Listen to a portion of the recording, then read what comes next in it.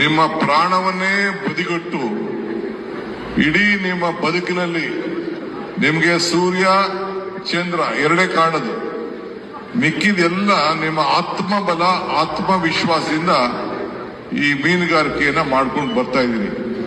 ಮೀನು ಹಿಡಿಯೋದು ಬೇರೆ, ಮೀನನ್ನ ಮಾರಾಟ ಮಾಡೋದು ಬೇರೆ. ನಾನು ಚಿಕ್ಕ ಹುಡುಗ ಇದ್ದಾಗ ಮಧ್ಯ ವಯಸ್ಸಲ್ಲೂ ಕೂಡ ನಾನು ಹೋಗಿ ಮೀನನ್ನ ಹಿಡಿಯುವಂತ ಕಲೆಗಾರಿಕೆ ನನಗೂ ಕೂಡ ಇತ್ತು. ಹೋಗಿ ಗಾಳ ಹಾಕೊಂಡು ಮೀನ್ ಕಾಯ್ಕೊಂಡು ಇಟ್ಕೊಂಡಿದ್ದೆ. ಬಹಳ ಪೇಷನ್ಸ್ ಬೇಕಾದಕ್ಕೆ. ಸೊ ಈ ಮೀನು ವ್ಯವಹಾರ ಜಾತಿ ಮೇಲಿಲ್ಲ, ನೀತಿ ಮತ್ತು ಛಲ ಆಸಕ್ತಿ ಇರಬೇಕು, ತಾಳ್ಮೆ ಇರಬೇಕು.